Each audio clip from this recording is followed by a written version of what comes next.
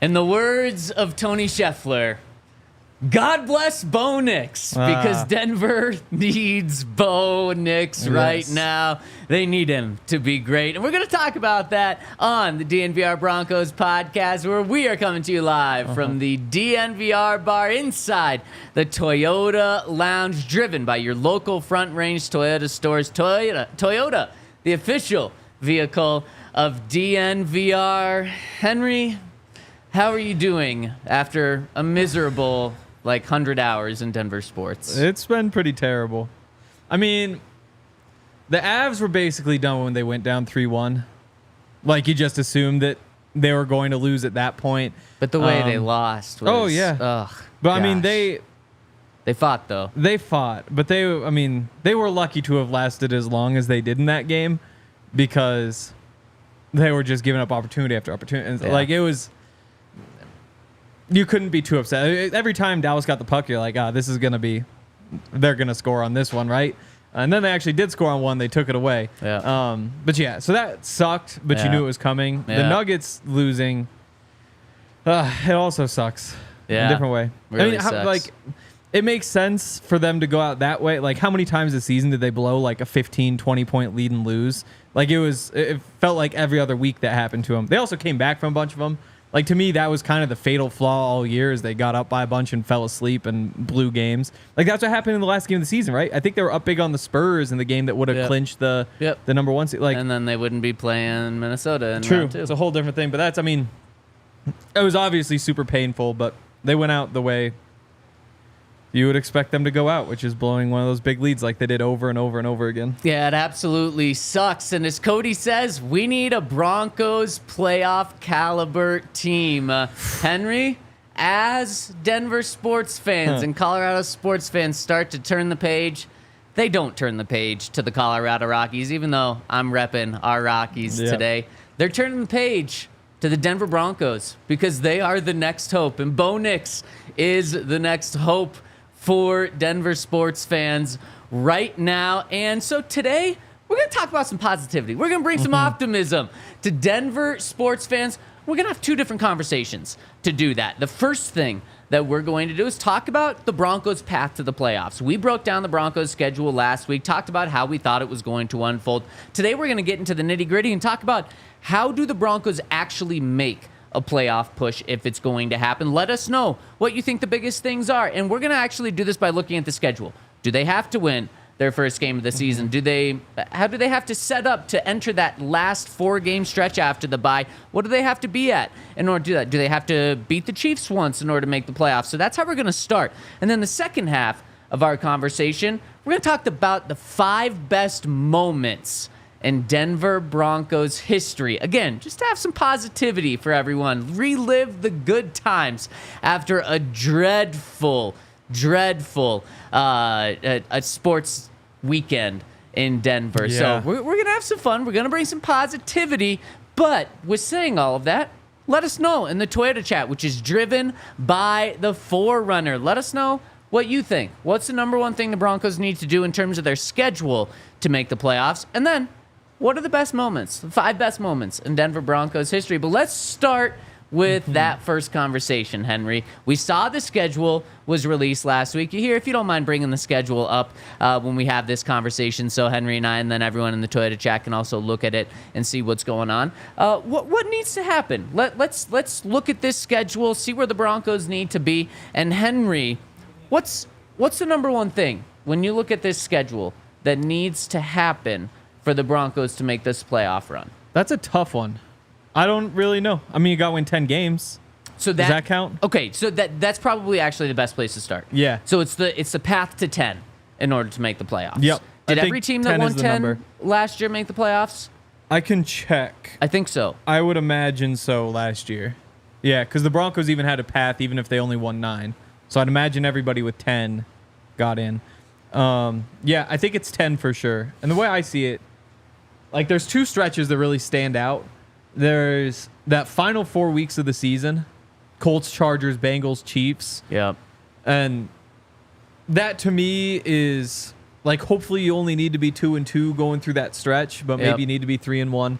And the other one is that back-to-back with the Ravens and the Chiefs. That to me is like, you're losing both those games. So it's just kind of gravy if you can get one or the other. So let's start with both of those. If you don't mind just keeping that up for a lot of this conversation. So I think to be realistic here, I think if we approach this and they say they lose the Ravens and the Chiefs game, because remember last week when we talked about, we ranked pretty much the most difficult games for the Broncos, those two were the two hardest games on the schedule. They can lose 7 games. They can go, if they win 10 games, they're losing 7 games. So let's, for the sake of this conversation right now, have them losing both of those games. Yep. So now they have to go 10-5 in their other games when we look at this. And I do think those final 4 games, even though you think the Joe Burrow and the and the Bengals are absolute trash, Henry. Wow. I said that's it. Hey, I'm just taking words out of your mouth. Wow. I do think 2-2. Let's ask for 2-2 at most in those final 4 games. And probably maybe the game that matters the most. Actually, they're all really important. But let's say 2-2. So then from the rest of the schedule, we're looking at 8-3. Yep. Is how it boils down. So now we've kind of easily crossed off. Like we're really narrowing down what has to happen here. Yeah. Yeah. I think like at the end you tack on like, depending on how we break it up, like maybe that like Falcons, Raiders, Browns stretch before the bye. You say like you probably need 2 of those. Maybe you tack like the Chiefs on there too and say like, yeah, you need 2 of those 4, not just 2 of those 3, while knowing that that's probably not the one you're going to win. But that's kind of what it looks like, is you've just got to find 6 wins before that bye.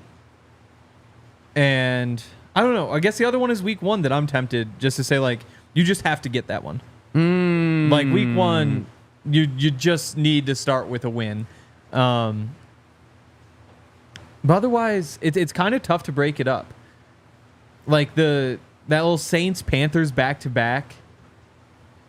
Do you include that with the Raiders and Chargers? The Raiders and Chargers separate? Do you go Chargers, Saints, Panthers? So let's they're a little bit tougher to break up after you go through these first parts. You know, let's start with something that you said at the beginning there. You pointed to week 1 and you said, is that a must-win game? And what's so funny about that is, 1, it's ridiculous to call week 1 a must-win game. But 2, it's actually not when you look at this with the way the schedule fell. And what's even funnier about that is, Henry, over the past, many years, we've legitimately had this conversation about, is week 1 every single year a must-win game? Not because it's week 1 and to be 1-0 to start the season, because of who they play and kind of how it all adds up. Do you remember who the Broncos played in week 1 last year?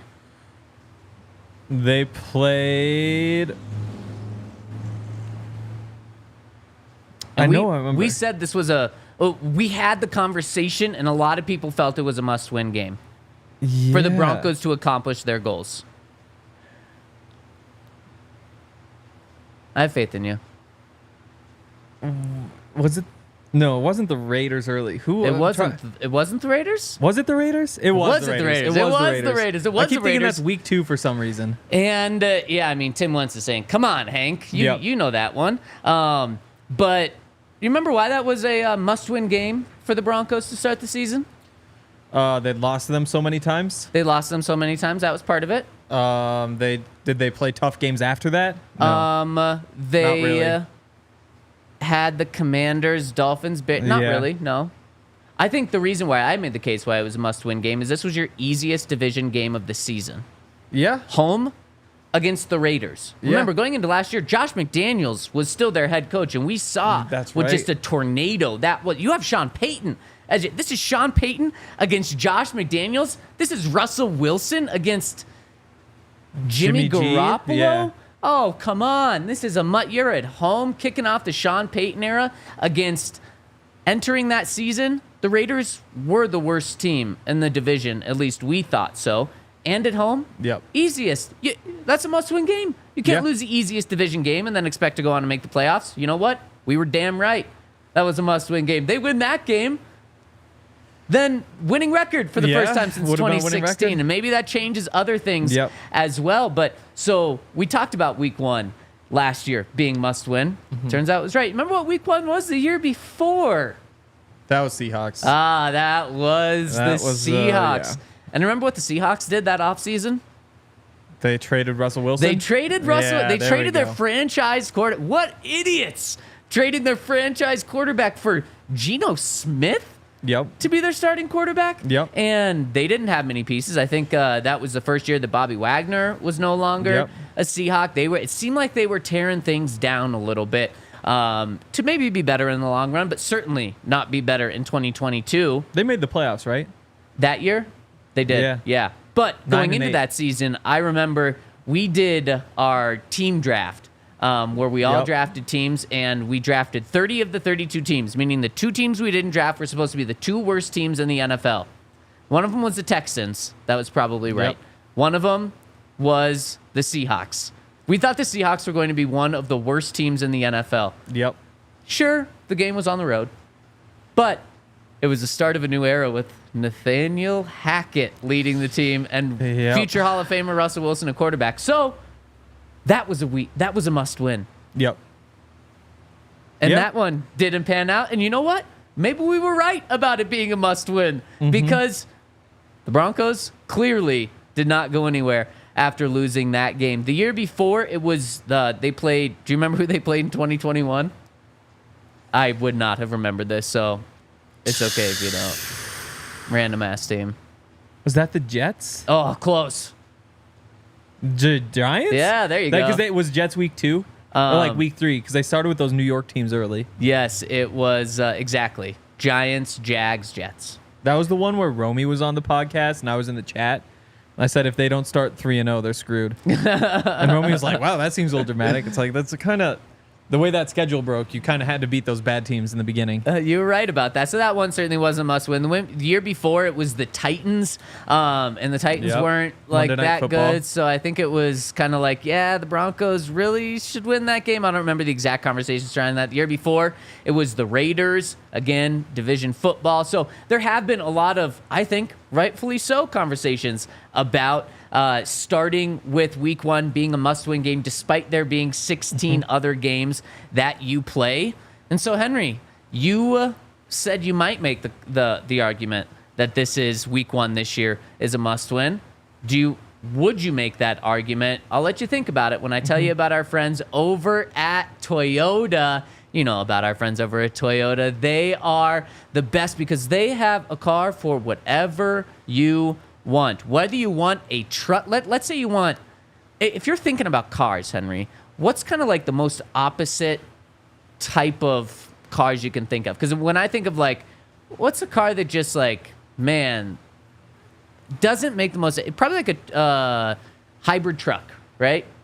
You think of like truck, like, that's true. You wouldn't think hybrid. Exactly. They've got that. They've got that because they've been in the truck game for generations, and they're also bringing the new technology in. So they've got so many hybrids. They've got so many plug-in vehicles. They even have a pure electric vehicle, and it is awesome. So you got to check out our friends over at Toyota. Whether you want a truck, whether you want a Supra, whether you want a Land Cruiser, a RAV4, that's my personal favorite, the Tundra I-Force Max hybrid truck, that's what we're talking about. They have 16 different hybrid vehicles to choose from, and if you want to get your hands on one of these vehicles, go to your local Front Range Toyota store at a location near you. AutoNation Toyota, Arapahoe and Centennial, Corwin Toyota in Boulder, Groove Toyota in Littleton, Mountain States Toyota in Denver, Stevenson Toyota East in Aurora, and Stevenson Toyota West in Lakewood. Toyota, the official automotive partner of the NFL and the official vehicle of DNVR. And if you want to bet on the Broncos to make the playoffs, you can get 5-1 odds at Bet365. 5-1? Yeah, which is a little dark, but who knows? Maybe you can make some money off of it. You could also take the win total at 5.5 I think I kind of like Bo Nix to win Rookie of the Year. What's that? 20-1 odds. I mean, that. He's just so low. Like, he's last among all the quarterbacks except for Penix. He's also behind, like, Malik Neighbors, Roma Dunze, Xavier Worthy, Marvin Harrison. So And he's a quarterback. exactly. And so he's going to be playing all season. He hopes I so. don't know that there's even that much competition. Like, Caleb Williams will be good competition. He's playing all year. He's got good weapons. Drake May, maybe, probably not. I would take You wouldn't- Bo Nix above Drake May for Definitely. sure. Jaden Like- Daniels will be good competition. JJ McCarthy, I doubt he doesn't seem like he's super ready. And on top of that, they got the one guy the Broncos tried to get came from the 49ers. Sam Darnold. There Yep. we go. Yeah. And so Maybe like that shows you that he will be starting over Sam Darnold. that's since true. You couldn't even remember his That name, is though. true. But even then, like I'd imagine Darnold at least starts like That's fair. half the year. Yeah, totally fair. Jaden Daniels does seem like a starter, but Man, 20-1 odds feels pretty good. But what you just said for a group of three, Mm-hmm. Caleb Williams, Bo Nix, and Jaden Daniels, 21 odds. I like that find, Henry. Yep. If you want to sign up and make these bets, you can use the code DNVR365. If you deposit $10, then you can choose between a bet and get offer. You can place a bet of $5 or more, get $150 in bonus bets, or a first bet safety net offer. You can place a bet of up to $2,000. If your qualifying bet loses, you receive a matched refund in bonus bets. So 20 or 2,000 times 20. So you could put that on Bo Nix, and you get 40 grand if he wins, and if not, then you get $2,000 in bonus bets to try to win somewhere else. Kind of tempting. Here at Bet365, they don't do ordinary. Must be 21 or older, physically located in Colorado. Please gamble responsibly. If you or someone you know has a gambling problem and wants help, call or text 1-800-GAMBLER. Okay, so we love Toyota. We also love the Toyota chat. A lot of people rocking and rolling with us today, and I can tell that, Henry, a lot of Denver sports fans are really down, really frustrated from this weekend, and I totally understand. We're obviously being a little bit optimistic, but we're not saying these things are going to happen. We're building the most realistic path to the Broncos to make the playoffs. So the most unrealistic path for the Broncos to make the playoffs is to beat the Chiefs on the road, beat the Ravens on the road, beat the Bengals on the road. It's like winning the hardest games and losing the easiest games. We're trying to build the most realistic path for that to happen. So we're saying, look, Broncos might not be able to beat the Chiefs on the road, might not be able to beat the Ravens on the road. And you know what? That's okay. Every team in the history of the NFL outside of the 77 Dolphins has lost a game in a season, regardless of if they won or not. So we're building that path right now. A lot of people are pointing to some AFC West games. The Broncos need to go split the AFC West. Broncos need to beat the Chiefs. A lot of stuff like that in the Toyota chat. So let's get back to week one, though, Henry. Is it a must-win game for the Broncos to make the playoffs? I think you can either call that a must-win, or you can say they have to win 3 of the first 4. Because you got the Steelers, the Bucks, and the Jets. And I think you've got to win 2 of those 3, probably. Steelers, Bucks, Jets. And with the Seahawks game being probably the easiest of all those 4, you could just call that a must-win and say 2 of those next 3 instead of 3 of those 4.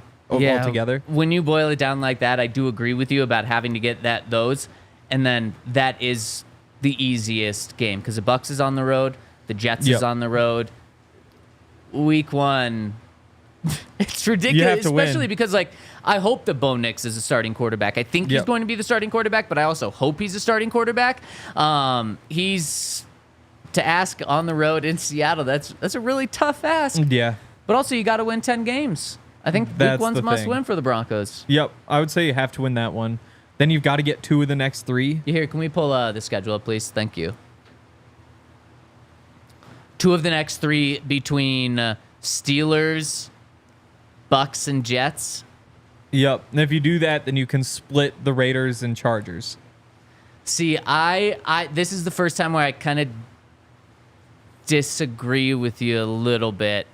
And I might say in order to make the playoffs, you got to win those games at home against the Raiders and the Chargers. Yeah. You can also split against them, and maybe you lose those 2 and you win on the road in Los Angeles. So, and instead of doing that, you can say that they just split against the Chargers. I think you have to go at least 3-3 in the division. And you did beat the Chiefs last year. You beat them with the quarterback that Sean Payton was so frustrated with after the Chiefs game that he told the story that he was frustrated in the parking lot with his family picking up sushi after they had just beat the Chiefs. And his wife said, if you can't be happy after beating the Chiefs, when are you going to be happy? That's how down he was on the quarterback play from the Broncos in that game. The Broncos had just beat the Chiefs, and maybe he didn't realize how big of a deal it was in Broncos country because it wasn't his hump. But what was it, a 16-game losing streak? Yep. Broncos country was elated after beating the Chiefs, and he was not happy with that. So my point with that is maybe he thinks they can beat the Chiefs again. So I would say you have to go at least 3-3 in the division, and you can win that final game of the season with the Chiefs playing their backups. Or, I mean, you beat them with the Chiefs playing their starters at home, too. What are the odds they actually are playing their backups, though? Because it seems like... I'd say 50-50. I think it's a lot less. Okay. Just because how confident are we that they're actually going to be the number 1 seed? You know? Like, I think that is... I said, but see, I don't think I'm putting all my chips in on them being the 1 seed. I think it's they might have the 2 seed. Like, they can't move in the 2 seed. So what's the point of playing? Especially because then you don't get a bye if you're the 2 seed. So may kind of take that week as a bye. Yeah. I wonder, what were this? Let's see. So last year, the Ravens were 13-4. They ran away with it. Bills and Chiefs. They did start their backups in week 18. They did. But then you have 4 teams in the AFC with 11 wins, then 2 with 10 that got in. I just think it's going to be so bunched up right there. That's fair. Yeah. I would be still pretty surprised if they have the backups in. So then for that point, week 5 and week 6, to me, home games against the 2 worst opponents in your division, you got to win both. Yeah. I could get behind that. So I'd say... So then I think for me, that makes it, you don't have to go 3-1 to start. You win week 1, and then you can go 1-2 in those next 3. Okay. So I had... You can lose one of the weeks 2, 3, and 4. That Steelers, Bucks, Jets stretch. Okay.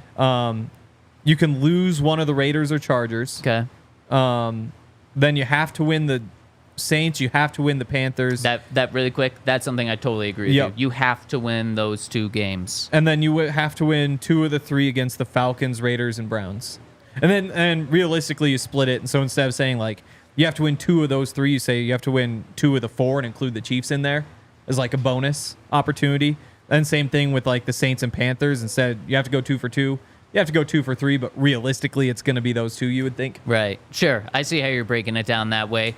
But yeah, I guess that's the difference, though, is just whether you have to win those. And like the other option is you could say you got to finish 3-1 instead of 2-2. And if you do that, then you have another loss to throw in somewhere. Yeah, I don't like that, though. That stretch is absolutely brutal. So personally, I would keep it 2-2.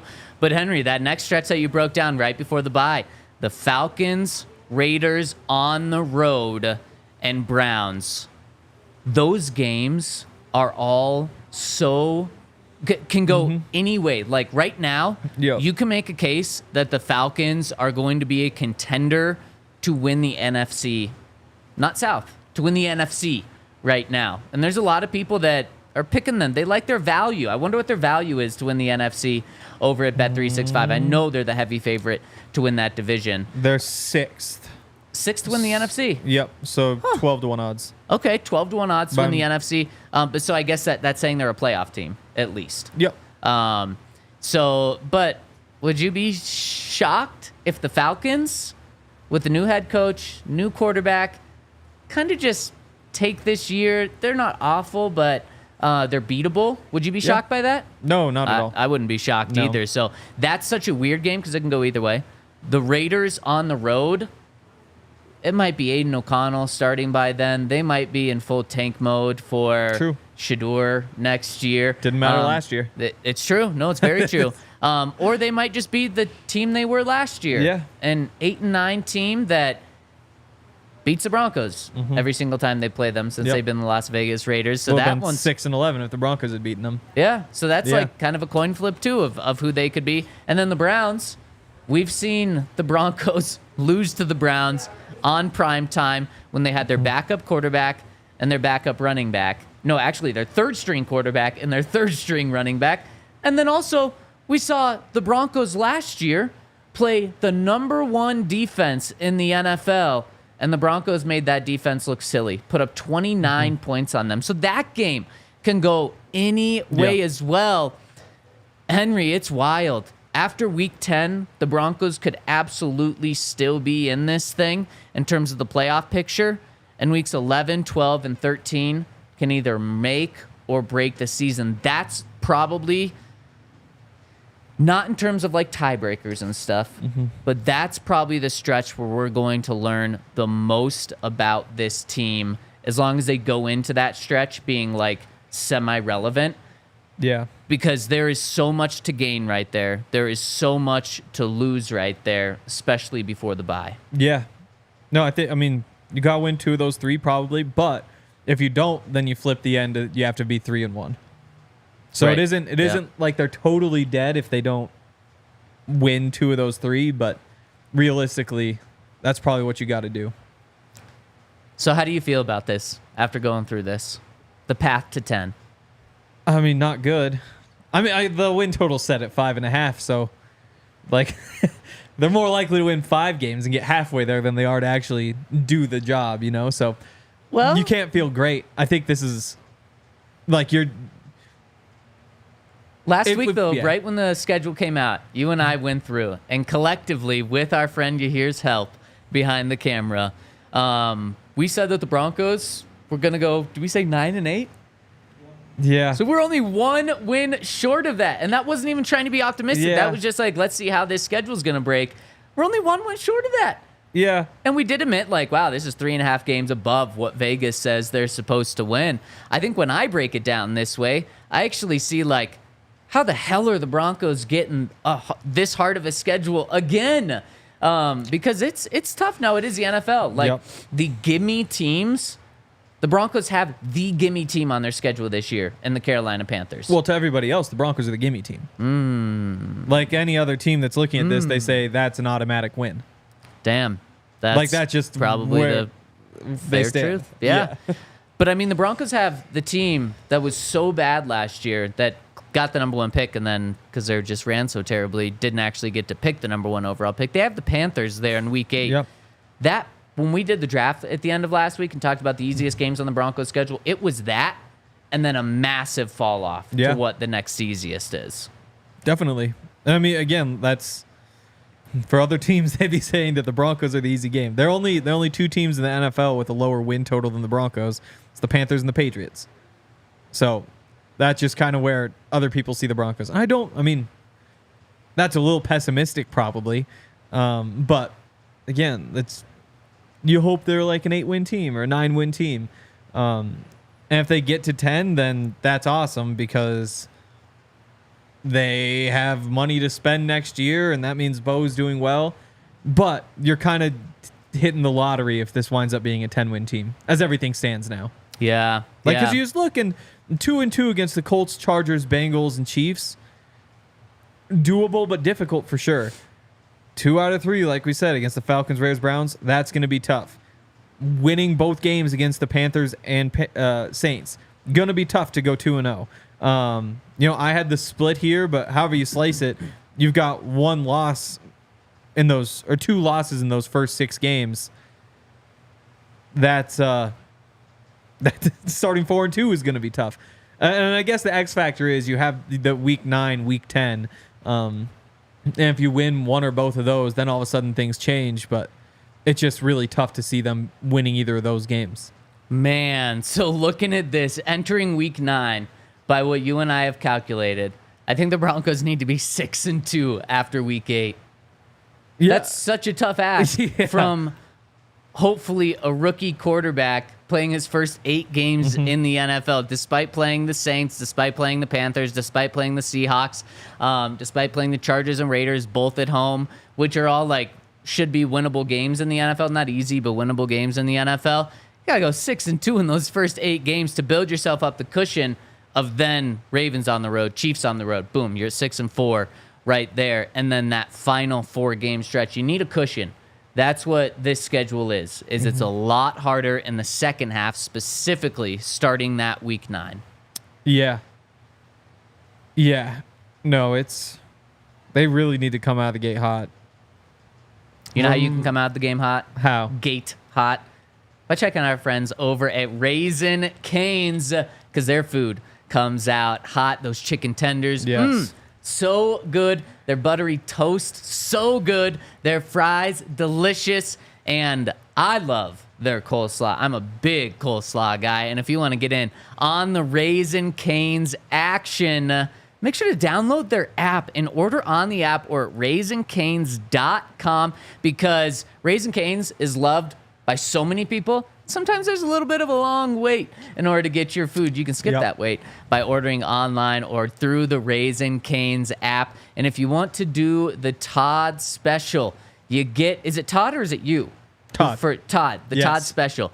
You get the Texas toast, then you put the chicken tenders on it, then you put the Raising Cane sauce on it, then you put another piece of Texas toast, and if you're really feeling fun, you get another piece of Texas toast on the side over at Raising Cane's. So make sure to download the app or go to raisingcanes.com to order the delicious turbocharged chicken fingers. Raising Cane's chicken fingers, one love. And drink some Coors Light. I had a couple Coors Lights last night at the bar. Sad. Also, better story. We had this new fridge that Coors sent. It's like a mini fridge that Coors sent us as it's like a dope fridge. Yeah, it is. And it's a sad fridge right now, though. It is a sad fridge because behind the scenes here, each of the 4 shelves had like a line of beers across the front of it. Yeah. Just like one line, just like for the effect, so it looks like it's full. 3 days later, somebody we work with has drank all the beers except for one. Do you know who it was?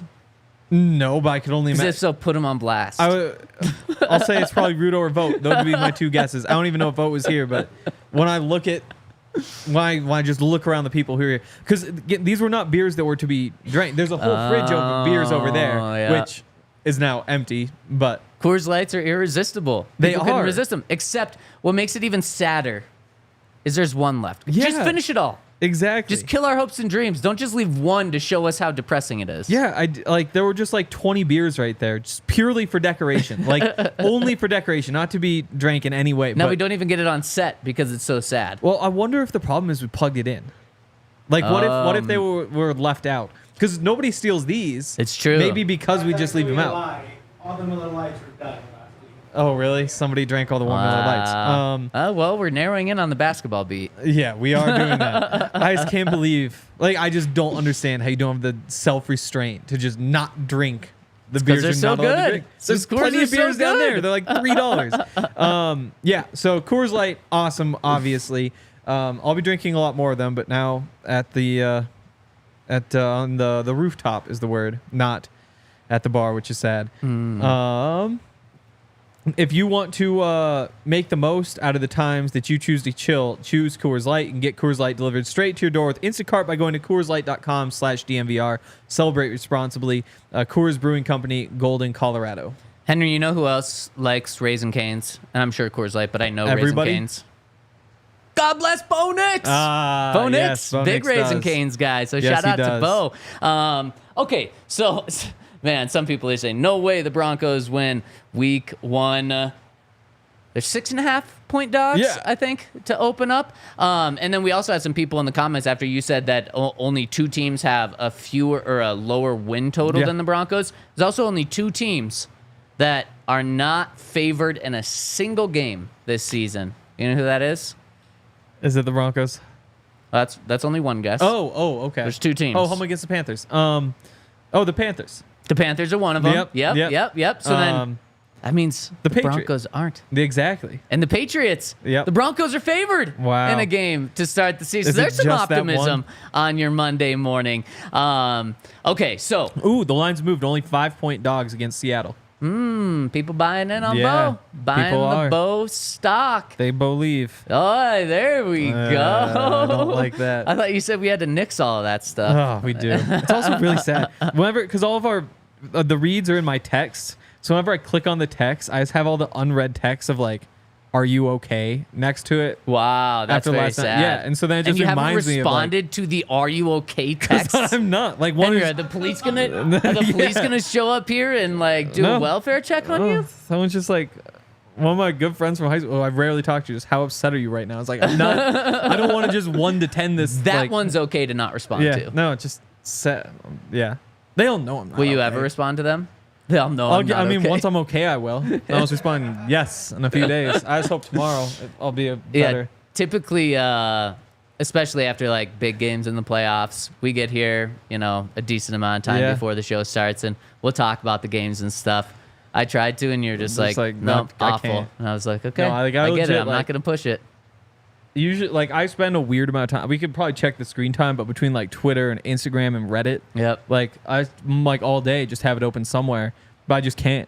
Like I haven't scrolled on Twitter since the game. Like I haven't scrolled on Instagram. Like That's fair. I've only been on the news tab of Reddit, and somebody posted apparently Malone blew up afterward. Oh, in the you press don't even know that? I've been off. I just don't even want.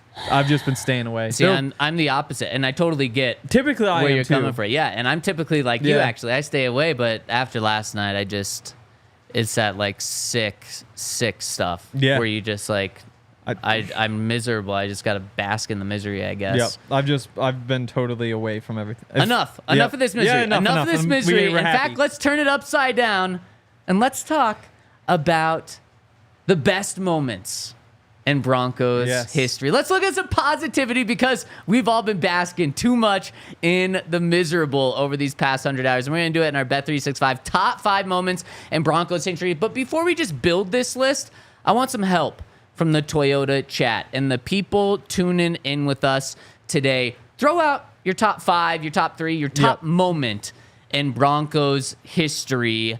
Cody starts us off by saying, God bless Tony Scheffler. What if, like, Wow. God bless Bo Nix turns out to be Wow. one of these top moments? That would be incredible because Yeah. that means Bo Nix is the next Drew Brees. So, Like, Henry. No, better than that. I mean, if he makes a list, winning one Super Bowl does not mean that, like, God bless Bo Nix being said at the, like, he's got to win more than Brady for us to be like, what are the best moments in Broncos history? No, Yeah, absolutely. No. Oh my goodness, for Tony Scheffler going to the podium and saying, God bless Bo Nix, who's making a draft pick, for that to be an all-time great moment in Broncos history. But do you realize if Bo Nix becomes great, God bless Bo Nix is going True. to absolutely be a thing for the next 15 years when Definitely. he's playing for them. And the Broncos don't have a Tom Brady. They have John Elway, who's won 2. Yeah. They have Peyton Manning, who's won 1. Yeah.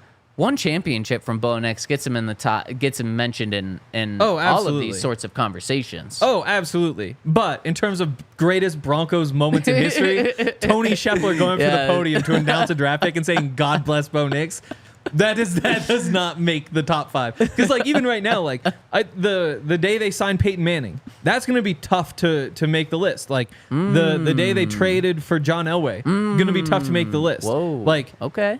Drafting Bo Nix, that could be, like, an all-time great. Tony Scheffler the next day saying, God bless Bo Nix. He said at that moment when they drafted him. He was the one to announce the draft pick. No, that was a you're different right. He draft was the pick. next That was day. a different draft pick. Gosh, you're right. No, You're right. He's you're got right. to. He's got to. Because the thing is, even if I he does see go what you're win saying. like 6 Super Bowls, those Super Bowls are probably better moments than God bless Bo Nix. It's fair. And Yeah. so that's why Cody in the comments says, our guy Cody, he says top 3 have to be Super Bowl related. You would think. Daniel K says easiest number 1. This one's for John. Steven says Todd getting a Super Bowl 50 ring. I love that. And then we have other people chiming in, which we'll get to. But Henry, I want to know, not your top 5, but just let's throw some things out there. Let's relive good moments in Broncos history. You've already thrown 2 out: the day they signed Peyton Yep. Manning, and the day they traded for John Elway. Yep. I think both of those days, and I think there's so many different ways you can take this. Oh, yeah. Some people could say it has to happen in a game. Some people say a moment can happen. It could be a off day. the field. It can be a day. It can be parade, I'm sure, can was be incredible. A game. It can be a parade. It can be a signing. It can be a trade. I kind of want to keep this open-ended, Yep, I think where so, we too. can interpret it however we want. I think something that's important though. And maybe what hurts with the God bless Bo Nix, but I was really just kidding about I know. that. Some people in the chat were not. Is I feel like it has to kind of be.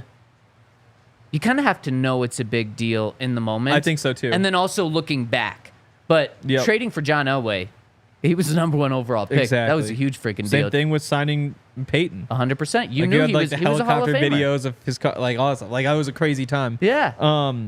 So AFC I championships agree with obviously those. in there. I think. Which one? I mean, 2015. there are only 2 that I remember, and they were both incredible. I guess 2 that they won that I remember.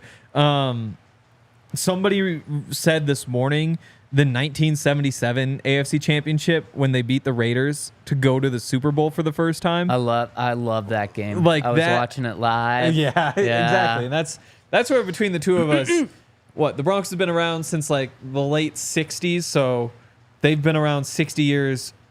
You've been around 30 years. I've been around a little bit less, so there is a big blind spot. But like the drive. Yep. Drive. Absolutely. Throw it out. Drive 2. A lot of people were throwing the fumble. The fumble. So certainly moments. But Henry, the best moments in Broncos history, I mean, at least the 3 Super Bowls happened in our lifetime. True. Well, yeah, my lifetime. I was just a little baby. But. Okay, so you've thrown out some good ones. Other ones you want to throw out? 'Cause I've got a long list too. And I kind of want to bounce it off of you. I want to bounce it off you here. If you have any ideas, throw them out there. As 2,000 well. yards for Terrell Davis is in there. Terrell, I like 2,000 yards. Demarius Thomas getting the touchdown. Demarius Thomas getting a touchdown. You remember the one? The Tim Tebow? Tebow to DT Yeah. is Did how I we say refer there's to. a name? Yes. Yeah, I mean, yeah. Tebow you know to what I meant. DT is absolutely one. I don't think there's anything like in the draft. I don't think we're going full seasons, are we? Probably not. I feel like that's unless too there's big like a good case for it. That's like a year, not a moment. Yeah. Peyton's 7 touchdowns to start the season. That might be too big. If one game is a moment, I'm not sure. That's but fair. Could just throw that out there because But- that started the record-breaking Also, season. when he broke the record and they were playing hot potato back and forth. So That's what I was gonna say. Is That's instead, I would 509. take that one over the 7 touchdown game. Okay, that's fair. We said this one's for John. What about this one's for Pat? Ooh, Steve Atwater hitting Christian Okoye. Steve hitting Christian Okoye. Broncos, Chiefs, big hit right there. One we haven't mentioned, speaking of John, helicopter. I mean, Yeah. that's absolutely. that But again, might like, end dude, up being number 1. The Rod Smith catch in the Super Bowl, Yep. where it's Yeah. like he did 80 yards or whatever it Yep, was. That's a big literally one. I believe they hadn't even come back from the commercial break yet, and that play was already like midway Yeah, through. that's right. That and I think that was in Super Bowl 33 for the Broncos there. But it's tough with like the helicopter, because I would almost like Super Bowl 32 or the helicopter, because you can't have both in there. Well, Like, you could. I think you could, but I think I mean, So- one overlaps the other. You're getting one in the other. so. So this is why the list is going to be tough. It's tough, yeah. because Do you thankfully, include the Super Bowl? thankfully, there's been a lot of good moments Yes. in Broncos history where we're going to leave some of the ones out. When you think of Super Bowl 32, though, I have a couple weird ones actually. 'Cause my first thought is the Terrell Davis being blind with the migraine and still Migraine. goes in there. yep. Like helicopter should be the first one that comes to mind. But then there's also like the Steve Atwater hit where he knocked all 3 of them out. Yeah. Or like the block from Ed McCaffrey. Like You're kind of knocking down the helicopter a little bit. No. Again, like in some ways maybe I am, but again, it's because I wasn't there. Because everybody who's there is like, that's the moment when they realize they're going to win because they pick up the first down or whatever. And so there's that aspect. But then whenever I do, like, there's the whole, I get all the different stories. Fair. Yeah, So like TD yeah. came in and he was blind. Like that's just Yeah. as great, Yeah, the migraine game. Yeah. Man, I think the helicopter was the moment of that. It's the one that gets talked about the most. Because it also just encapsulated John Elway at the very end of his career, not the very end, but near the very end Yeah. of his career, putting everything on the line. It's true. An old body that was beat up, that had been through everything, and he was going to be the one to make sure he laid everything on the line in order to get his team close to winning their first Super Bowl. I like Matthew mentioning, or number one is introducing Case Chisholm. Case Chisholm, yeah. Number one.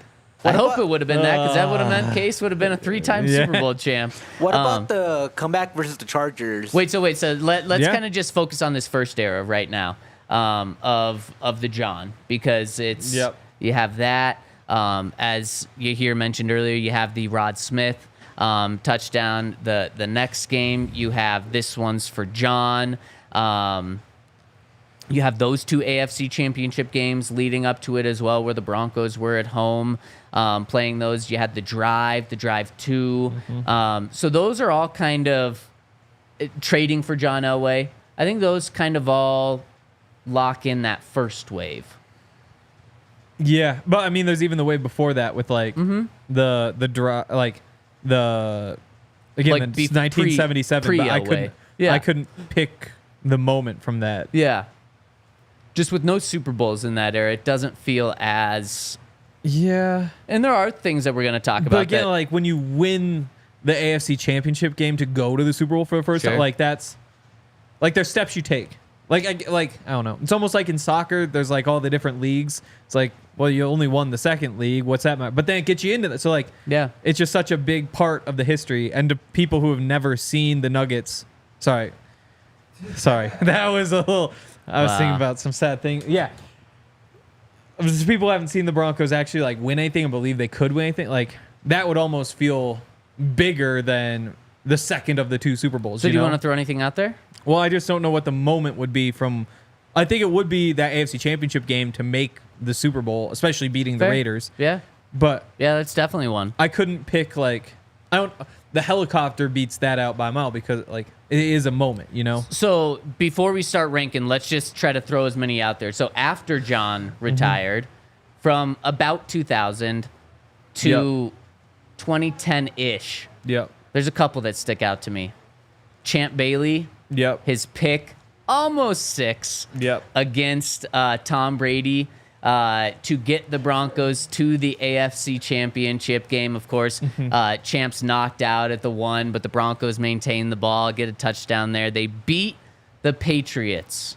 That was a huge moment in the 2000s. Yeah, and honestly, that's kind of that and DT are the two pre-Payton that really even have a chance. And then then Tebow enters that conversation pre-Payton with the Tebow to DT. Some people were also in the Toyota chat, but also on Twitter throwing out other Payton moments or other Tebow moments in that year, like when Marion Barber stepped out of bounds and just all the Jets run that Tebow had at the end. But I think the one that's the biggest from that season is Tim Tebow to DT to beat the Pittsburgh Steelers. And especially that one, I think, has only... It was massive in the moment. And I think that one's only grown with DT's legacy as well. Because everyone in Broncos country knows how great of a player DT was, but how good of a person he was. And so that's kind of the one play, even though DT did incredible things with Peyton Manning, and we're about to get to that era in just a second. I think when you think of one DT play, that's probably the one you think of. By a mile. Yeah. So that one is a huge one as well. Russell's high knees on the plane. Oh boy, chat's becoming less helpful. We'll get to post Chat's Peyton. becoming less We'll get helpful. to post Peyton and see if there's any post Peyton ones in here. And then you mentioned Peyton signing Peyton Manning. You mentioned the helicopters that were, and it wasn't just John Elway helicopter. Surrounding Peyton. It was literally the press coverage surrounding Peyton was awesome. What he did for this team, bringing the national media to this team, bringing the Broncos back as the team in the NFL. It was even voted America's team. They took it away from the Cowboys for a little bit. Signing Peyton Manning was absolutely huge, especially, it was huge in the moment, but now you look back and you think, what the hell were the Colts doing letting him go? That just shows how big of a moment it was for the Broncos there. Then we looked at that record-breaking season with the 7 touchdown passes. 509 was in there, 55 touchdowns. That season, there's a lot of memories as well. And then one more that you could have in there, in the Peyton Manning era, Von Miller's strip sack in Super Bowl 50. Yep. That's a moment. That would be the Super Bowl 50 moment. Again, if the options are either Super Bowl 50 or the strip sack, but like there's no other play from that game that could be included. You know, another moment from that season, though, is 2 moments. Well, no, because we're looking at the best moments. One of the moments is, how about Peyton running out in Week 17? Yeah. At midway through the Chargers game and kind of taking that game over and leading the Broncos to victory. The number 1 seed, I think they could have fallen all the way to the number 5 seed. Then they get the number 1 seed, and it just felt like, man, Peyton's not going to be the one that wins the Broncos the Super Bowl by going out and throwing 4 touchdowns in every single playoff game, but maybe there's something special to this team. And Angel beat me in the chat, or on Hell potentially. What? Said C.J. Anderson run against the Patriots in the snow. That would have been another one because that one stands out. Because the early season, awesome. like the Bradley Roby touchdown against the Chiefs, that one would be in there. But early in the season, it's just so tough. That was like it's just gonna be so tough to make the list. No, I like throwing all these moments out what here, about though. grabbing a Crabtree's chain too? Yeah. Cody was saying that's a big moment. That's post Peyton. That's post Is that Peyton. post Peyton? Yeah, that was 2016. Let's see what else here. Oh, you mentioned it earlier. This was maybe more than a moment, but the second half against the Chargers in 2012. That was huge because the Broncos started the season 1-3 with Peyton. He had that dreadful game 2 against the Atlanta Falcons, where I think there were 3 interceptions in the first half. Broncos almost came back to win the game the second half, but didn't. And at this point, people were getting nervous about Peyton and what this Broncos say. Is he not really the Hall of Famer? And then did Peyton light it up in the second half? And that started an even bigger moment. That started the 11-game win streak, rocking and rolling into the playoffs, the number 1 seed. We all know what happened in the playoffs that year, but still, everyone was kind of taking a big, deep breath after that comeback and like, okay, let's go. And then it turned into something even bigger. So that might be more than just a moment, since it's an entire half, but that was like, holy shit. This is the Peyton Manning era. This is going to be awesome. Especially because it happened against the Chargers, especially because it happened on primetime football as well. No Sean's big tier. No Sean's big tier was a fun one. Are we missing any? Oh, how about in the playoff game, Von's interception off Tom Brady? Yeah. Like, that was one where it's just like, oh my God, Von can't do anything wrong on the football field.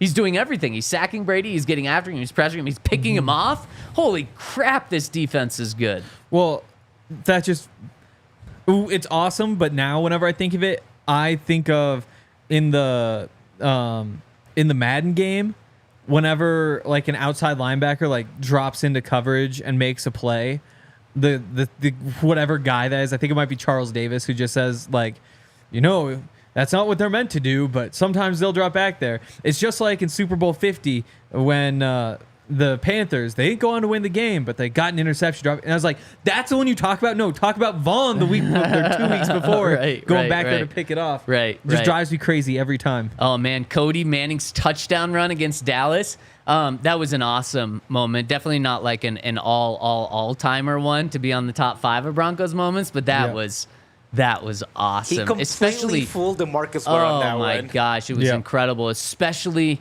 that was such a fun game. Did it end like 52 to 49 or something like that? Over 100 points scored in the game. So many great moments. Now, Henry, are there any since Peyton left? No.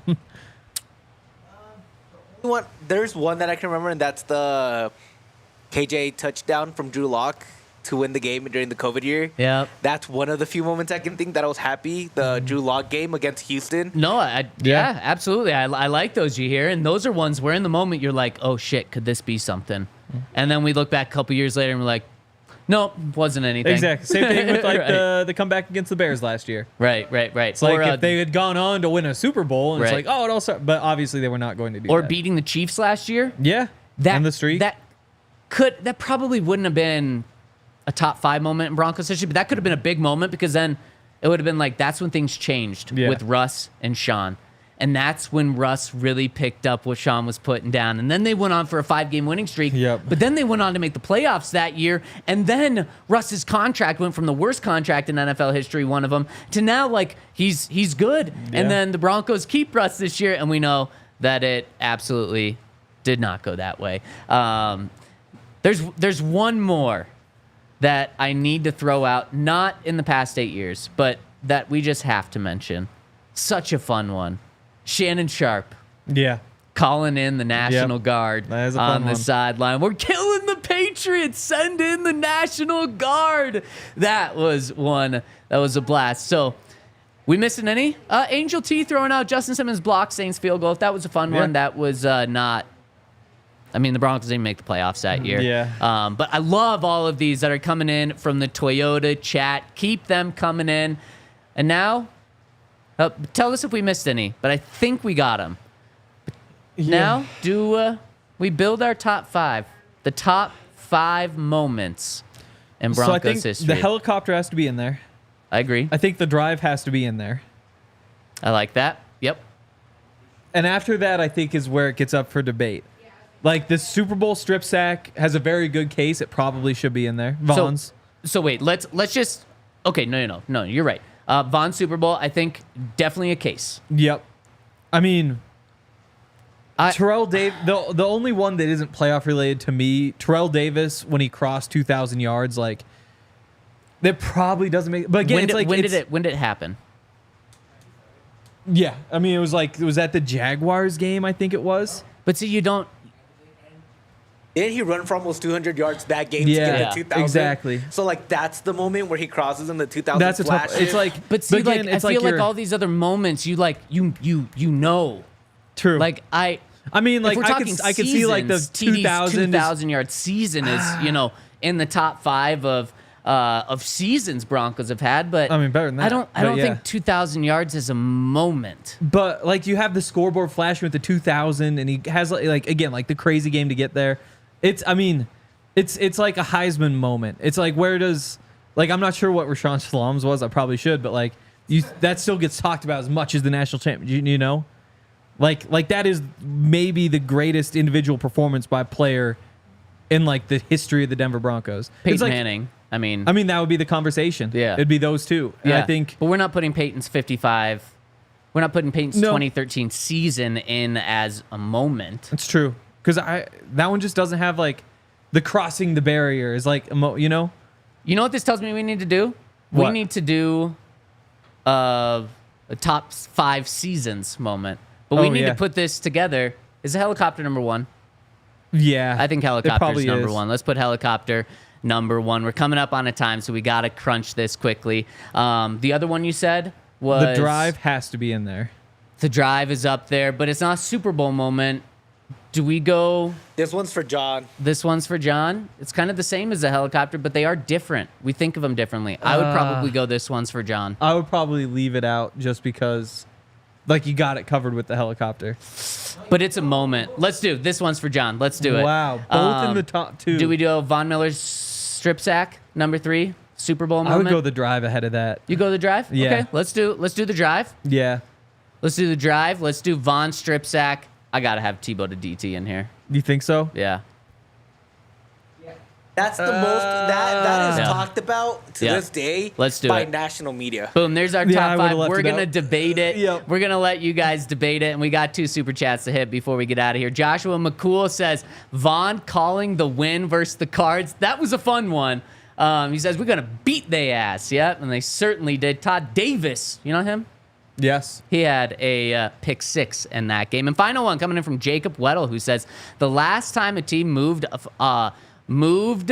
off Russell Wilson, they greatly outperformed their projections. Who says it can't happen again? I love that optimism, Jacob. I love that. And the Broncos moving off from Russ. Let's hope that Bo Nix can bring that magic. God bless Bo Nix. And on that note, we're going to be out of here. We'll be back tomorrow, 11 a.m. Thank you all so much for the super chats. Thank you all so much for tuning in with us in the Toyota chat. This has been kind of a nice venting session and also maybe a little bit of healing. Let's start the healing process. Broncos are back at it this week. We're going to break it all down. OTAs are starting this week. Thank you so much. Hit us with a thumbs up on the way out. We'll see you tomorrow on the DNVR Broncos podcast. We all silly like the mayor.